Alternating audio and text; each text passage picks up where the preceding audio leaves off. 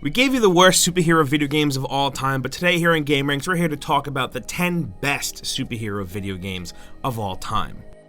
Starting off at number 10, we have X-Men Origins Wolverine, and let me just say that it always blew my mind how much better this movie tie-in game was than the movie it's based off of. It's pretty much a basic hack and slash game with pretty simple controls, but still managed to be a blast to actually play. But I think the coolest thing about this game was its M rating. It was pretty bloody for a superhero game, but it did an excellent job at capturing how brutal Logan can be, which is something the X-Men movies didn't really capture because they couldn't. You know, they were superhero movies before we really started getting R-rated superhero movies, so Logan couldn't go running around hacking limbs off left and right. There's very much so a movie version of Wolverine and a comic book version of Wolverine, and this game leans way more closely to the comic book version of Wolverine, which I really appreciate because that version is pretty brutal. Yeah, this game really had like no right being this good.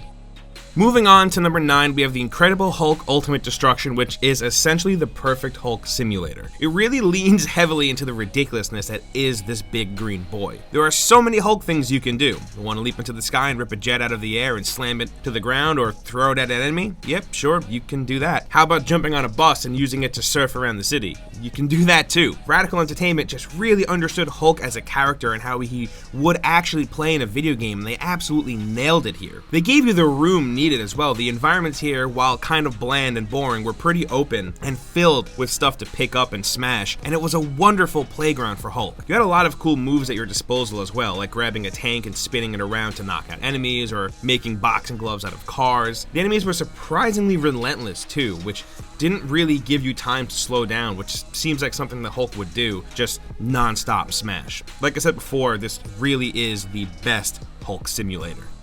At number 8, we have Infamous II, which, yes, isn't a superhero game in the same fashion as the rest of the games on this list, but it's still a superhero game. You play as bike messenger Cole McGrath, and through an accident you receive superpowers and have to choose between good and evil and protecting people, so yeah, this is totally a superhero game. We went with Infamous 2 over the first one because we think 2 not only has the better setting and city, but the story is a little bit better and more comic booky. There's also some X-Men vibes with more conduits starting to pop up. People feel pretty uneasy about them, kind of how people feel uneasy about mutants in the X-Men comics. All the cutscenes were still frames that seemed like they were ripped right out of a comic book. Thousands died. 5 square blocks, smashed into rubble. And at the center was me. Alive, but changed. But no one could have seen what was coming. There was also the whole with great power comes great responsibility vibe that I got that also carried over into Infamous Second Son as well. I think Sucker Punch killed it with making their very own original superhero story.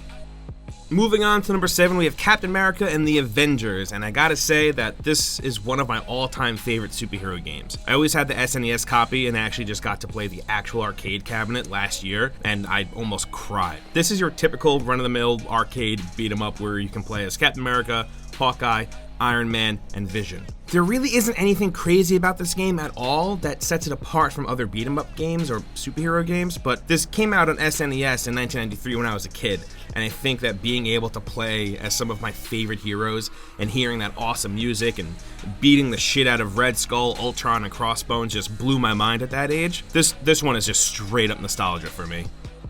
Next up at number 6, we have Deadpool, which is a weird one. Overall, the game is very okay. There's very boring level design, dumb enemies, dull boss fights, and very okay combat. So then why is it on this list exactly?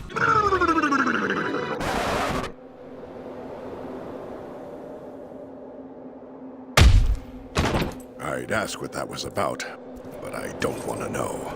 Well, because of like literally everything else. You can tell more time was spent on writing this game than the actual game itself. It's very much a Deadpool game with a lot of Deadpool jokes and a ton of Deadpool antics. Nolan North kills it as Deadpool and has amazing delivery. There's also a ton of classic fourth wall breaking jokes, and seeing Deadpool interact with other X-Men characters like Cable, Wolverine, and Rogue is a lot of fun. You remember that scene where you can just slap Wolverine for like half an hour straight or whatever? Yeah, that was a good bit. I feel like this is definitely a must play for any Deadpool fan.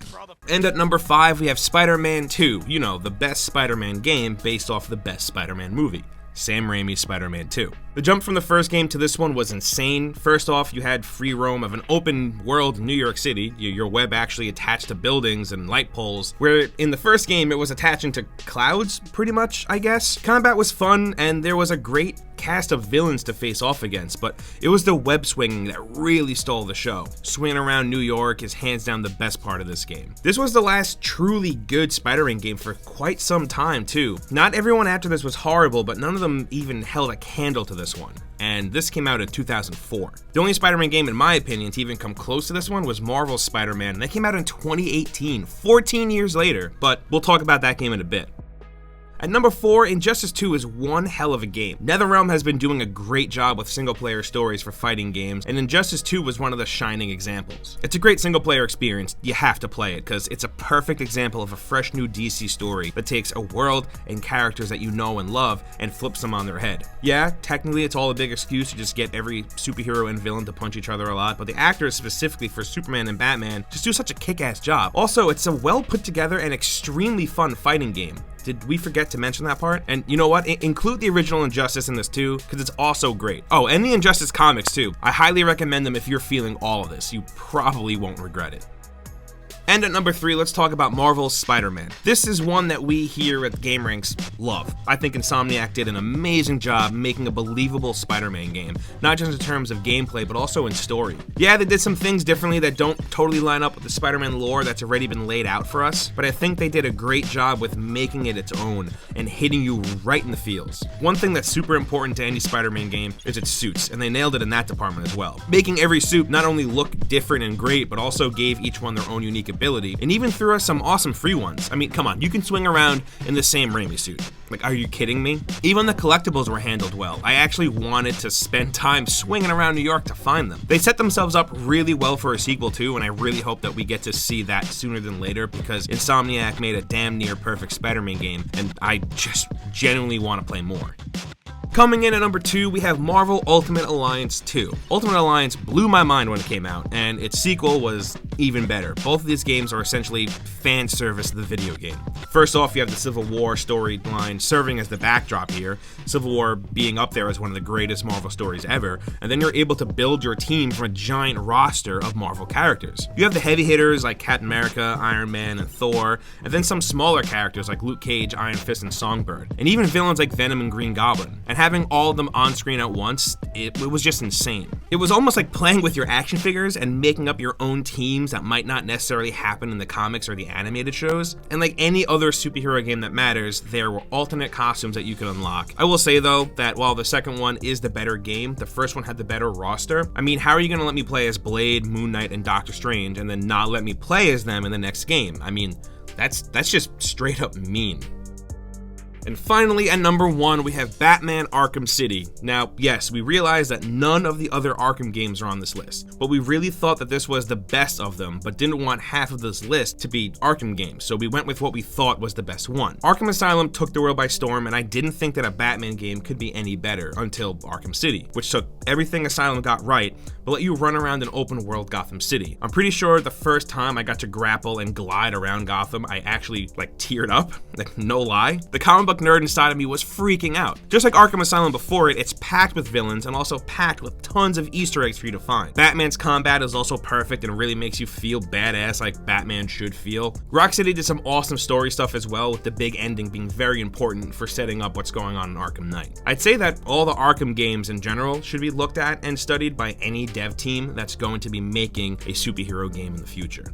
Before we end though, we have some quick bonuses for you that didn't quite make it on the final list, starting off with Marvel vs. Capcom 2. Come on, you really think we weren't going to mention this one here? Not only does it have an awesome roster of heroes, but it also has an awesome roster of Capcom characters as well. As someone that isn't crazy about fighting games in general, this is one that always clicked with me. It was always just a blast to play. And next up, we have The Death and Return of Superman, which is a beat-em-up game based off of the Death of Superman comic arc. The coolest part of this game is that you get to play as a bunch of different characters. Superman, Superboy, Cyborg, Superman, Steel, and the Eradicator. A quick fun fact about this game, it was actually developed by Sunsoft and Blizzard, which I thought was pretty interesting. And last up for our bonuses, we have The Punisher, the Thomas Jane movie tie-in game. We're fully aware that this game isn't great, but it's just dumb, stupid comic book fun. Thomas Jane returned to voice the Punisher here, which was really cool, and Iron Man also shows up for a minute, which is kind of out of place, yeah, but it's Iron Man, so I really don't care.